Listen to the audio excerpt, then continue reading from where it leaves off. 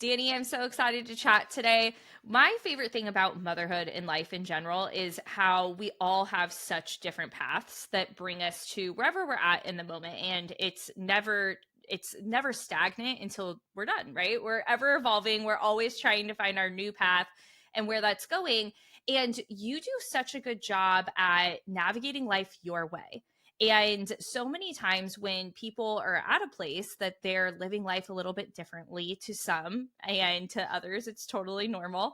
There's a reason why. There's something that was spurred inside of them. And I think it usually comes from two places. One, it was always in us, and then it just took something to like light a fire under it. And so I'd love for you to bring us back to really where you feel like that fire started. And I know that you have some physical trauma that could be a part of that, but I'm curious to know before we even get there, is that where you feel like you're like, you know what, I'm doing life my way? Or where did it start? Was it there before that?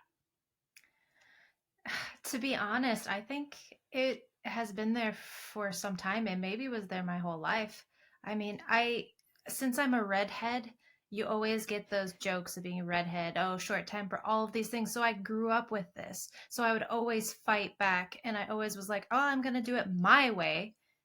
And Yeah. also, I'm a woman, so I got a lot of the sexism as well growing up. And when someone would say that, I would stand my ground and be like, no, boy, girls can do it too. So I think at a young age, I've always had to pretty much stand my ground and be like, hey, I'm doing it this way. I don't really care what you're saying. And yeah. Were the people closest to you respective of that? And like, did they nurture it, like your parents or family members? Or were you really the lone wolf and the black sheep of being like, nope, I'm on my own in this journey? Mm. So it was yes and a no. Yeah. My mom was on my side, and then my dad was like probably one of my worst enemies. We couldn't be in a room together for more than 20 minutes without arguing. So it was pretty bad. However, I'm really happy and thankful I had him as my dad because he helped me grow stronger and realize that, hey, I'm not going to back down. I am a woman, yes, but I can do just as much as you. Like maybe not Yeah. physically, but I mean in all these other aspects. So, Yeah. What a interesting perspective in the sense of I can see that with relationships I've had too, where there's this hardship to it. There's this frustration and this like, oh, why can't we just get along better? Why can't you see my perspective or be there for me in a different way? But yeah, if we didn't have those people, maybe we wouldn't be who we are. And maybe they wouldn't have helped us form our character and our strength and all of that. Is there anything else, whether it's a person or an experience, that you're like, this was horrible and it helped build me to who I am today? whew. Probably a lot. I think as soon as I said that, I'm like going through it's like when you used to write down phone numbers and that little flip chart thing. It's like Mm, flipping through all the different things. Let's take it to probably the biggest life changing experience for you, your traumatic brain injury. Take us back to mm. where you were at when that happened and what the first couple initial thoughts were of like, wow, my life has changed. And I'm assuming you came out of that kind of with a new perspective of how you were stepping forward. Yeah, 100%. I mean, before the traumatic brain injury happened, I was a party girl and I lived really in the present, but in that sense, I didn't have any future plan whatsoever. I didn't really even think about my future. And then the accident happened, and then that's when everything hit and I'm just like, oh, what am I doing with my life? What am I doing? What do I want to do with myself? And then that's when it all came to me. And I realized I didn't want to be alone anymore. And what Mm. I was doing, I was a weed farmer for 5 years. Like, I loved working with the plants, being in nature. I'm a huge fan of nature. But after all of that, I realized that I didn't want to do that anymore. I didn't want to work for someone else. I wanted to work for myself. And that's really what started that journey. Yeah. And so you come out of this traumatic brain injury, you're in ICU, you move in with your parents because you need to heal and take Mm. care of yourself mentally, physically, emotionally, spiritually, all of the things. How did that actually look on the day to day of, because I remember a situation that I woke up in the emergency room when I started Mama Has Goals, and sure, I had this different feeling inside of me, but it wasn't like I walked out of there and was like, okay, and here's what we're doing today and this is the action we're taking. So I'm curious for you, like, what did the actual day to day process look like to go from having this revelation of, I want to live differently, but also I'm healing and I need to figure out the next steps to take? What were the first little baby steps of actually making that a reality? Yeah, so I'm going to give you a little context just so you understand a little bit more. So, when I started coming to after the induced coma they had me in, I felt so lost and I was so frustrated because I felt so lost. I felt like I didn't have my ego, my attitude, all these things that I felt were me wasn't there anymore. And Mm, what I had that helped me push me forward was my inner me. And I could just hear it inside of me saying, this is but a moment. And that is what helped drive me forward and helped me keep pushing forward no matter how hard it got. And so, like, when I was back in Sioux Falls, South Dakota with my parents, living with them, of course, I felt like I was just sucked back into a black hole because that's what I've called Sioux Falls, because there's been a few times where I ended up back there. Anyways, this time I just had that feeling in the back of my head that just was like, this is but a moment. You got this. But a moment. You got this. And yeah. even though I was probably crying some days in such pain, all of this, I just kept moving forward. And I would do my physical training there. I tried to do yoga. Oh, that was so painful. Just doing downward dog, and my I can eyes imagine. Ugh. filled with tears right away. And that pain in my head was so unbearable. But I had this this one rule I started right away that my doctors were not too thrilled about after I woke up from the induced coma. And I told them I didn't want any pain medication. They're just like, what? And I was like, I want to feel what my body can do and what it can't.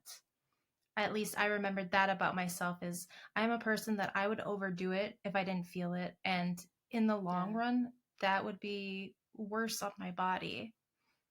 So, Wow. yeah.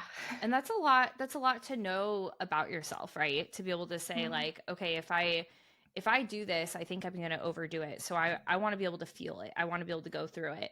Now, let's talk mm, about the emotional aspect of that, because there are so many people that will not go there, if you will, because they don't want to feel it. They don't want to mhm, have to fight their inner demons. They don't want to have to go there within their memories or wherever they're at to heal whatever they need to heal. What advice have you learned through any of your journeys in your life, but especially through that experience, of why you need to go there, even if it hurts, and where you really need to feel that pain sometimes? mhm. Yeah, I mean, the first step on healing is going to the dark places because you have to realize what is making the problem. And once you get Mm-hmm. there, that's where you can start healing. That's why we need to do that. And for me, I actually was very lucky and fortunate that my ego and attitude were actually gone for like the first 2 years. Of course, it was horrible and so frustrating feeling so lost and not fully myself. But I think that also helped me connect better with my inner me and be able to overtake all these inner demons that I had. Um, and then for other people, I think a good thing for them to do would be meditation because when you're meditating, it's kind of hard to avoid yourself Mm-hmm. because you're supposed to just be sitting there or however your meditation is. So, Yeah. and yeah, just as you said, it is something that everyone has to do. We have to take on our inner demons in order to thrive and grow. Did you meditate before your injury, or is that something that you implemented post injury? That is actually something I started doing after my traumatic brain injury. I think that had been like 5 years later that I started Wow. implementing meditation. However, when I was healing from my traumatic brain injury, the first couple years, since I fully wasn't there all the time, I Hmm. would when I would be dazing off or people would be like, "Oh, what's going on with you?" because it didn't seem like I was fully there. I kind of drifted off into my inner self. It's really strange saying this. But when I would get there, it was like going to a dark place, but I felt so calm there because it was like I could really connect with myself. And I think Yeah. that is what helped me heal, because as I healed and did all these things, so many people were so shocked at how much I had healed, and the doctors and my friends and family, because they all thought I was going to be messed up for the rest of my life. I mean, I only could do an hour of work a day, and my whole body would be in pain. There were times I couldn't even go outside because of the weather because it just hurt my head right away. Or if I did a couple hours of weeding or something, I had to lay down for like the rest of the day because it hurt me so bad. Oh, and I forgot to mention, I fractured my neck and I found out from the sheriff that had found me. He told me this and then he explained to me that I was very close to becoming paralyzed for the rest of my life. So it's Wow. like when I heard this news, I was so thankful, so full of gratitude because it could have been so much worse. Yeah. Wow. And the reason I asked, did you start meditating before or after your accident, is I know from a couple people that have had a traumatic brain injury, it is really hard to focus afterwards. It's Yeah. really hard to put your energy and your focus into one place. And now the practice of meditation helps teach us that, but it doesn't mean it's not hard. And so I love that you gave the perspective of it looked different at first. It looked like going off into your own space that maybe to others looked like you weren't focusing, that you weren't there, that but in a way you were meditating. And then once you were ready, you found a more formal practice around this to be Mhm. able to train yourself to be more mindful of your mindfulness and to be able to really be present with yourself. So I love that it's sometimes it starts looking different. And I think that sometimes we put too much pressure on ourselves to be like, okay, you've gone through this, now you need to learn this modality, you need to implement this exactly this way, and it might look different to you, but the result is actually the same. The result is to get inward with yourself. The result is Mhm. to be able to find a place within you, and it might feel and look different until you can create more of like a system or a structure around it. Now, you bring up that you, for one, couldn't do a lot of these things outside. And I think let's talk a little bit about what you're doing now, because that is so like on the other side of it. Let's give a little bit of context of like how the last 9 years have transpired into you being a travel blogger, traveling the world with now your family. And, I think it's just crazy to think that you couldn't even be outside for an hour and now you're hiking all over the world and you're doing all these really great things. So fill us in on what you're doing now, and other than meditation, how you got there to be able to physically even be in a place that you could have these experiences. Mm-hmm. Yeah, it really comes down to connecting the mind to the body. So it's like I had actually someone explain it to me a little bit, where I was like, yes, that's what I was doing. And she's like, it's like you're talking to a child, and this child is you. So I am talking to myself saying, how are you feeling? Are you okay today? What can you do today? Is going outside okay? Like all these things. And when she Yeah. mentioned this to me, I was like, that is exactly what I was doing to myself. And that's like how I was able to heal because I was patient and kind to myself. And I was the best cheerleader to myself while I was healing. And there's actually, when you mentioned all the hiking, the first hike I went on after my accident, whew, that was the hardest one I've done my entire life. And that was a hike I did with my husband and my dog, and we went up Yosemite Falls. Mm-hmm. And that hike took me 2 to 3 times longer than it would. Like, I think we started pretty early, and we didn't finish until like dark because I was in so much pain. So it's like while I was going up, I would have to break and take a rest because the throbbing head and everything, and then tears coming down my face. But I kept going, and I started this mantra: slow and Yeah. steady wins the race. So I kept going, and then that view was so breathtaking. And I told my husband and my dog, like, hey, go ahead of me. And so they came back to meet me, and then we went up together and everything. But yeah, and then the people that were coming down, they saw how much pain I was, and they were all of them were so amazing because they went, "Oh, you're so close. Oh, just a little bit further. Oh, you only have Oh, this much left or something." And I was, oh, that just made my whole day as I was hiking because it's like I wasn't on my own then. It definitely meant yeah. that I had people that were like, "Yeah, you got this." They had my back. So it felt good. I'm curious in a scenario like that. You're in this situation where no one knows your story or journey, Mm. right? You're on this hike, people are seeing that you're struggling, and you're like, you don't know why I'm struggling. You don't know what I've been through, right? I'm sure you can have some of these feelings where you're seeing people come down. And when we hiked Half Dome, I remember seeing these kids like sprint past me, and I was like, oh my gosh, look at them go. So you're seeing people that are, passing you up. They're doing it, and you're in a different place. You don't know their story, which is fair and true, but they don't know yours, and they don't know what you're overcoming. How do you navigate these feelings of, I've been through so much, I just need to focus on me and where I'm at, and also feeling that people don't know. They don't know my story and my journey. Have you ever come up Mhm. across that where you're frustrated maybe because people don't understand? Or Yeah, have you just been thank able to overcome it and be like, they don't need to know, I'm on my own journey? no, this I completely understand where you're at with this because I felt this so many times. And it's something as I was healing, I learned that it was really, really hard for me, but I learned that I had to take in the emotions. I had to feel the feeling and let it go through, do its course, do its thing, and then it goes away. I Mm-hmm. mean, it sounds a bit strange, but that's pretty much how it goes. Like, as I was on that hike, of course, there are people passing me, and all I'm thinking is, oh, if I was like I used to be, I would be able to do this no sweat. And then, of course, I'd start getting these sad feelings, and then the pain in my head would happen, and then I'd start crying because I'm not like I was anymore.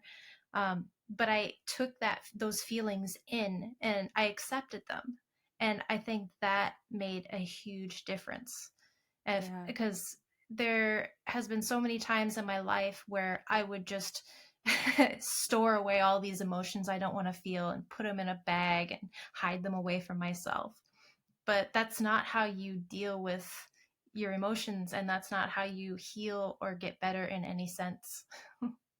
Yeah, that's so important. And I love that you're saying like it has to run its course. It has to Mm. go through, you have to feel it. And sometimes that's on a mountainside while you're hiking. And Yeah. sometimes it's in the shower or in bed. Now, you've been able to have these experiences and create this life that's just so beautiful and a little different, right? And I would love to talk about, you now have a little girl, right? That is in Little your boy. in your a little boy. You now have a little boy that is in your world, and you are a traveling family. And Mhm. so 9 years ago, you have this injury. You meet your partner 5 years ago. Is that correct? In Sweden. I met him 10 years ago. So before the injury. Yeah, well, wait, was it? Oh no, my injury is going to be 10 years. Sorry. So Okay, right after the injury, he comes so into I'm your life. well, I met him before my injury. We actually went to Peru together, and that was my first time out of the country alone. And this was 6 months before my injury. And so when Okay. the injury happened, when I said, "Oh, I don't want to be alone anymore," I thought of him, and Wow. we connected again, and I think we both realized we almost lost each other. And so it was pretty quickly after that, and while I was healing, we got married, and my parents flipped and had to figure out who this guy was. And so they came to Callie and found out, oh, he's a good guy. Phew. Because all they were Yeah. thinking is, her brain's all messed up. What is she doing? Who's this person? And so I love that you bring that up because I'm sure you've had judgments along the way, whether it goes back to even just like being, a weed farmer before your accident to getting married kind of untraditionally, now Mhm. traveling as a family. How do you navigate what you know is right for you, but it not making sense to other people? So before my accident, I was really good at following my intuition, and I think that is something that helps me with this drive as well. Plus, I'm in a culture where it's more accepted to do international traveling. I mean, here in Sweden, it's very common for the families to travel to a different country. They're right around the corner, so it makes sense. Yeah. But yeah, so it's not looked at as the same it would be in the US. Yeah, definitely. And so now that you have your son, how do you Mhm. navigate that with family? How do you navigate not being there and maybe the thoughts and opinions and, pressure to be close to grandparents and family? How do you stay true to what's right for you? My mom comes here 6 months of the year.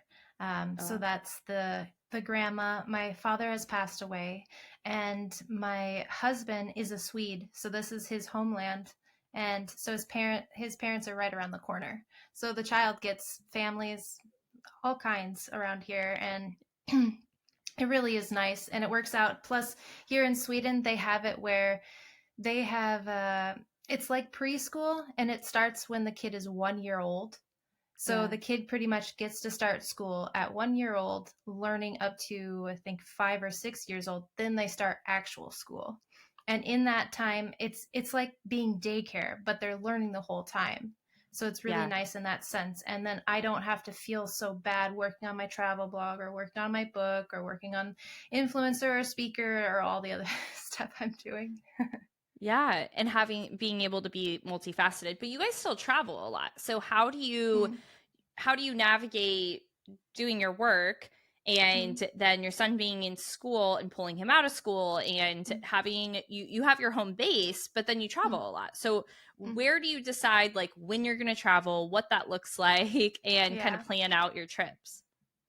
Yeah, so with like his school, it's okay if he's out. It's because it's not really traditionally school. It's just Yeah. preschool or daycare where they're learning like a school. So it's Yeah. not so big of a deal for them. And then with my work, it's like I'm a digital nomad. So I have my work Yeah. goes wherever I go. It's been a little difficult when we go to places that there's not such great internet. However, I usually try to have everything scheduled up. So, yeah, scheduling is my way to go. And having, like, I have a physical calendar that I bring with me, a scheduling Yeah. book, and then I have one online that I use. And this Awesome. has saved so much for me. And let's give a peek behind the scenes of like how you run this as a business, because I think a lot of people don't understand like the potential and profitability of creating different businesses and what that can look like online and the opportunity that exists. So how did you get started? Did it start with the intention of supporting your life and having a monetary backing to it, or did that come afterwards? And what are the primary ways that you bring in revenue as associated with your blog now? Yeah, thanks for this. This is a good question. So let's see. I started my travel blog as a personal journal online at first because I started it way back when, but I didn't become really on top of it until like 5 or 6 years ago. And then that's when I pretty much turned it into a travel blog. And then it slowly grew more and more with, oh, wait, I could make it give me more money. I can make this increase my passive income and all these other things. So I learned more about affiliate links, and Mm-hmm. I've learned about working with hotels, tour companies. Yeah. So it made it a lot. a lot more feasible to be able to travel and still make an income. And then I would use like Meta Business. It's Mhm. like a it's on Facebook and it's connected to Instagram. So it's like a calendar or scheduling that they have on there. So I would use that to like do all of my Instagram and Facebook posts. And then on top of that, I would have scheduled post articles on my website already up. So when we'd be traveling, we had all this stuff going and all those things. But yeah, the affiliate links is definitely the way to go with travel blogs or pretty much any kind of blogs. Yeah, and for anyone that's not familiar with what that looks like, basically you promote a person, product, thing, and you get a kickback typically for it. Or you can have a relationship where you're getting a flat amount and then you're promoting that within. But I think that there's a common misconception that people are just like looking for whatever to promote. Do you feel like you really have a relationship with the things you're promoting? Like you're not just going out and being like, who's going to give me money? I'm going to sell it.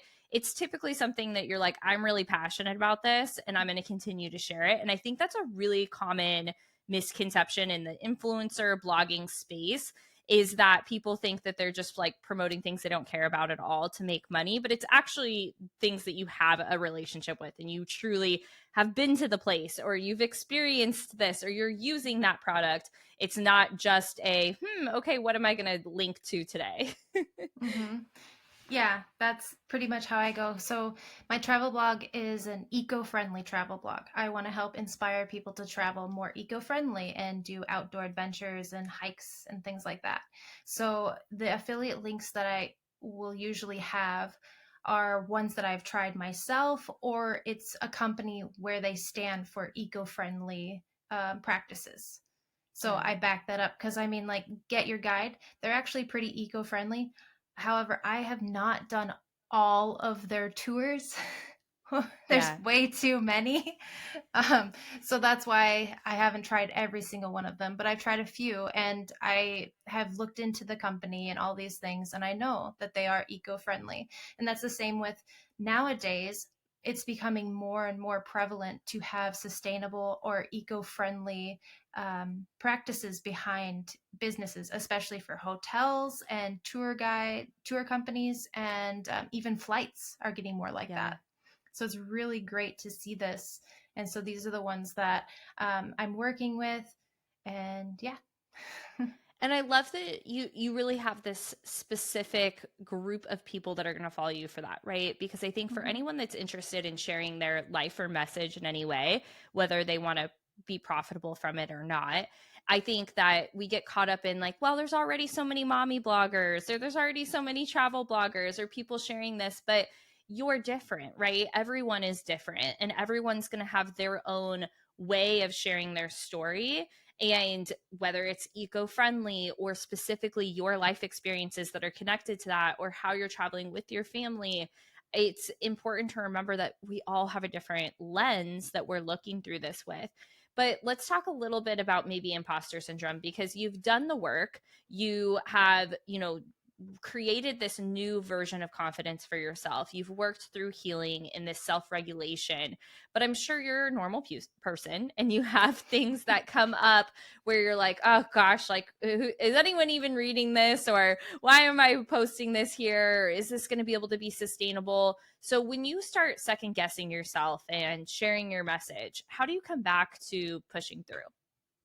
Yeah. So nowadays, I actually have a self care routine. I think I've been doing this for a few months now. And this always involves me waking up and saying, it's going to be a great day.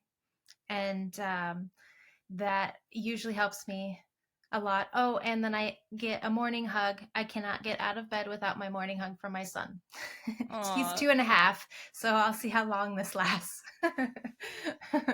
But yeah, that's like my go tos. And then I do affirmations in the mirror where I get myself pumped up for the day. And then throughout the day, I do visualizations, uh, stay positive. I go on a walk or do yoga or meditation. So I kind of mix those up. And then I also do some journaling and gratitude. I make a gratitude list. Oh, and then I do a gallon of water a day. So this is what I do daily. And then, as you were saying, if I get into an imposter syndrome and kind of like am having trouble seeing where I want to go or where I'm meant to be, that's when I usually have to think of what's going on inside me is and Mm-hmm. try to bundle up all those bad feelings I'm getting.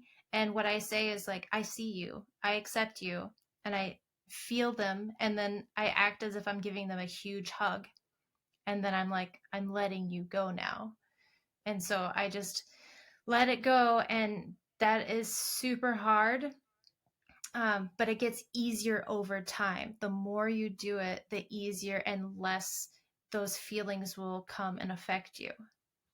Yeah. Now, you listed a lot of things that you're doing right now, and you said you've been doing this routine for a couple months, and they're all great, right? Mm-hmm. But when we're in a place of overwhelm, sometimes we can be like, how would I even do that? Like, I barely know how to get dressed in the morning. I can't even find my walk between my laundry piles or all the different things that you might be navigating.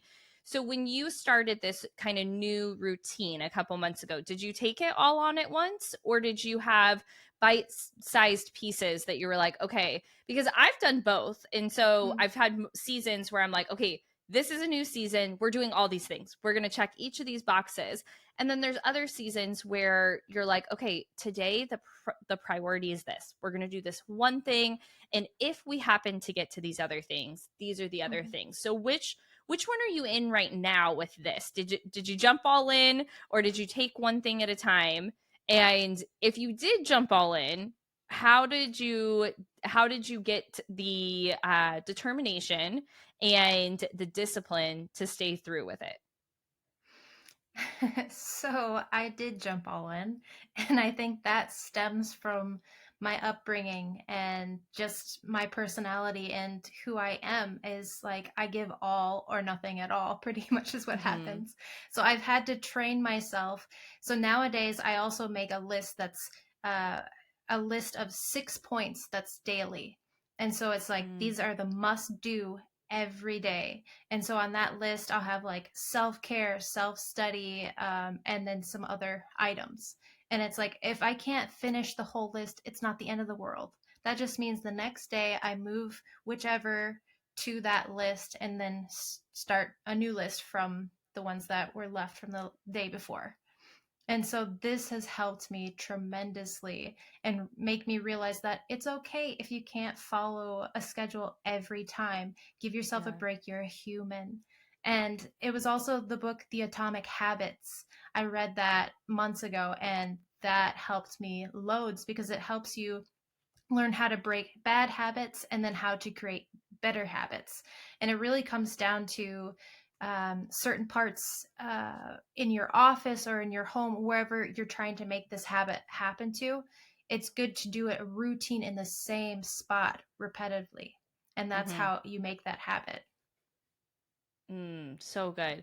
We did just break down habit stacking and some of what they teach in Atomic Habits on another episode. We'll link below because it Nice. is so important to realize that, right? To see, like, because that's where it becomes not overwhelming when you say, okay, Mm-hmm. my habit isn't maybe those 20 things I listed. Those Yeah.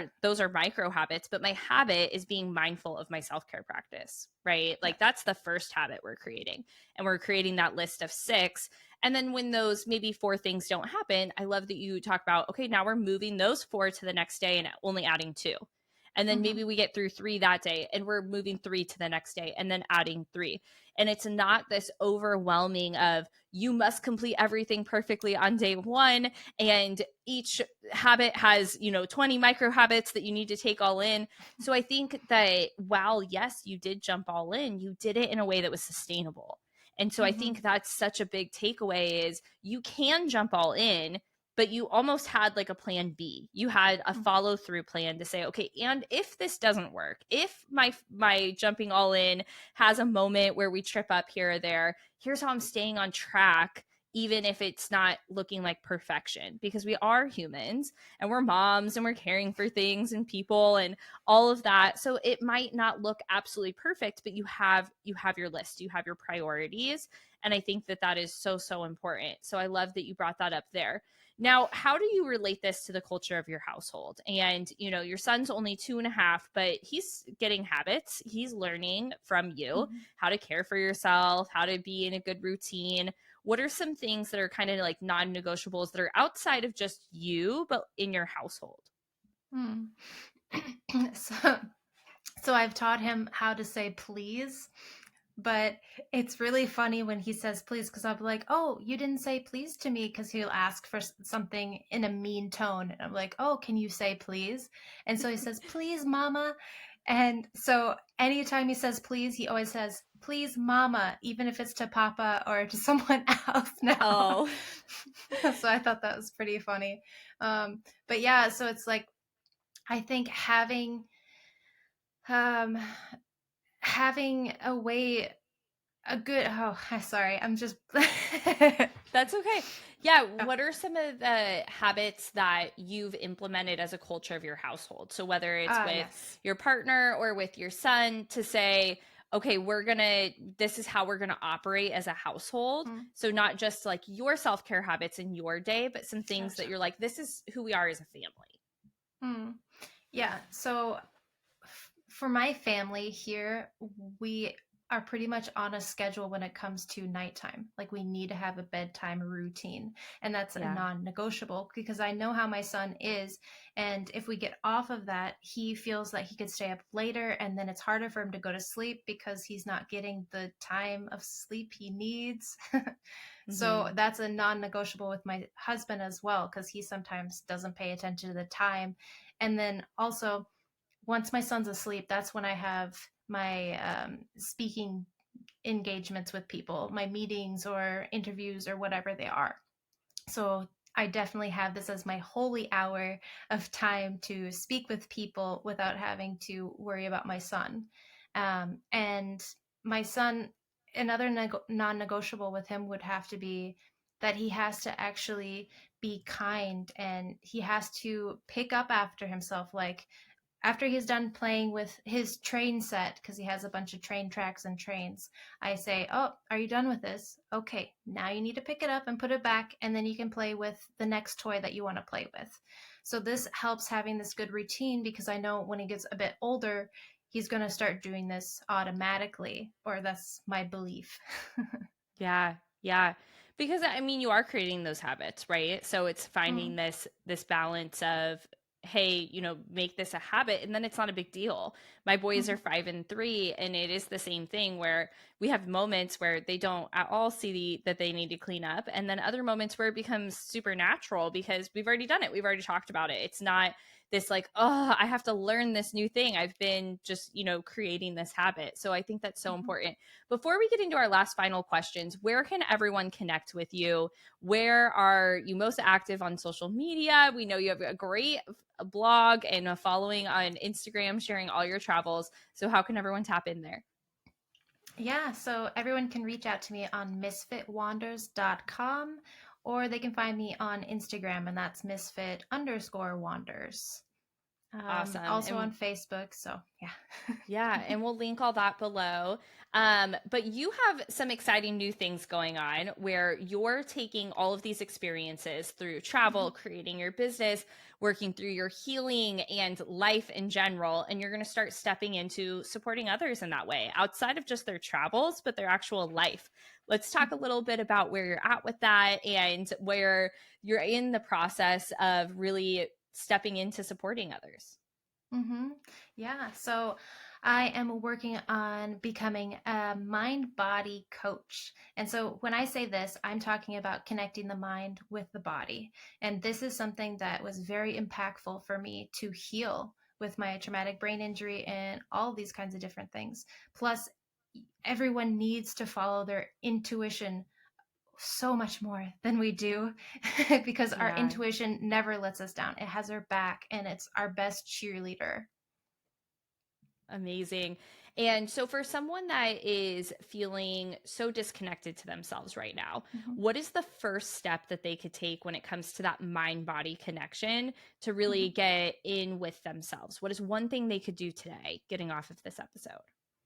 Yeah, so I definitely think that it would help having doing some meditation and really focusing on yourself. And of course, I know if you've never done meditation before, this is going to be super hard.